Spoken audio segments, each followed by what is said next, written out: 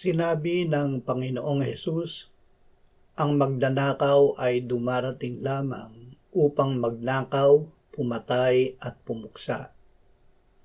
Ako'y pumarito upang sila'y magkaroon ng buhay at magkaroon nito ng may kasaganaan.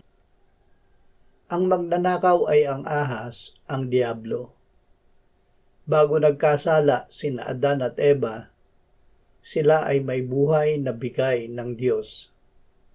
Ang buhay na ito ay hindi basta buhay. Ito ay buhay na nasa Diyos na ibinahagi niya sa kanila. Ito ay buhay mula sa hininga ng Diyos, ang Espiritu Santo. Ito ang dahilan kung bakit sila ay nilikhang kalarawan ng Diyos. Gamit ang kasinungalingan ay pinagkasala at ninakaw ng diablo ang buhay na ibinigay ng Diyos kina Adan at Eva. Sinabi ng Panginoong Hesus na ang diablo ay isang mamamatay tao buhat pa sa simula at hindi naninindigan sa katotohanan sapagkat walang katotohanan sa kanya.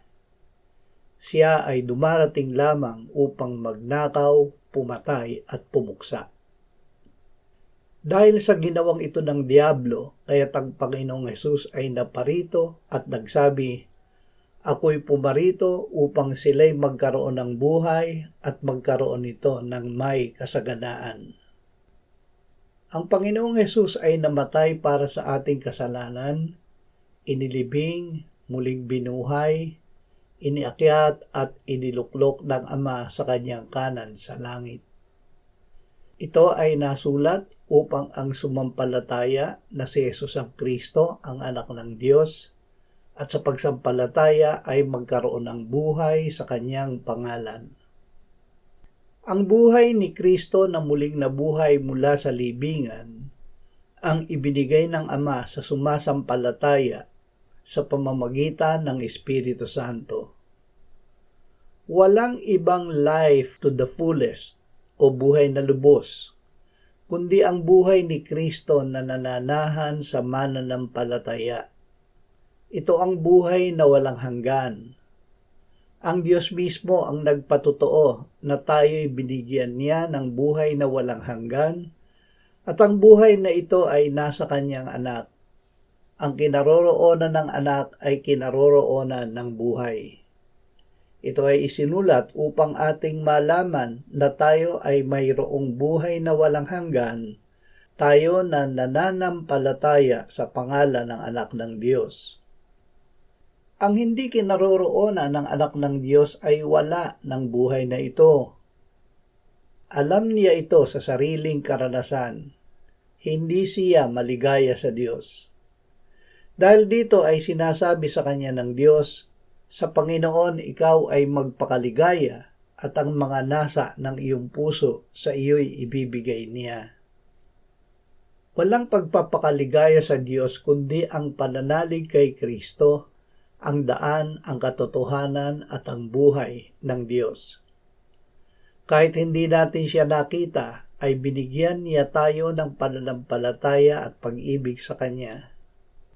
Kaya't ibinigay siya ng Diyos para manahan sa atin, kalakip ang kanyang buhay na nagagalak ng galak na hindi maipaliwanag at puspos ng kaluwalhatian. Ang pinananahanan ng buhay ni Kristo ay makakaranas pa rin ng mga pangangailangan. Ngunit nasisihan siya sa anumang kalagayang kinaroroonan. Sa lahat ng bagay ay alam niya ang lihim ng kabusugan at kagutuman, ng kasaganaan at kasalatan, dahil ang lahat ng bagay ay magagawa niya. At ito ang dahilan, ibinibigay sa kanya ni Kristo ang kanyang lakas. Ipinamumuhay ang buhay ni Kristo sa paraan ng pananampalataya na ang gawa ay pag-ibig sa Diyos at sa ating kapwa. Sapagkat tayo'y kanyang pinakamahusay na gawa na nilalang kay Kristo Jesus para sa mabubuting gawa na inihanda ng Diyos ng una pa upang siya nating lakaran. Ano man ang ating ginagawa ay magagawa natin ng buong puso na gaya ng sa Panginoon at hindi sa mga tao dahil nalalaman natin na sa Panginoon ay tatanggapin natin ang gantimpalang mana. Paglilingkuran natin ang Panginoong Hesukristo. Hindi nangangahulugan na hindi na tayo magdaranas ng mga pagsubok. Huwag tayong magtaka sa mahigpit na pagsubok na dumarating sa atin, kundi tayo ay magalak dahil sa sandaling panahon ito ay ating mapagtatagumpayan sa kapangyarihan ni Kristo. At ito ay patunay na ang Espiritu ng kaluwalhatian at ang Espiritu ng Diyos ay naninirahan sa atin. Pagkatapos na tayo magdusa ng sandaling panahon, ang Diyos ng lahat ng biyaya na tumawag sa atin tungo sa kanyang walang hanggang kaluwalhatian kay Kristo, ay siya ring magpapanumbalik, magpapatibay at magpapalakas sa atin. Sumakanya nawa ang kapangyarihan magpakailanman. Amen.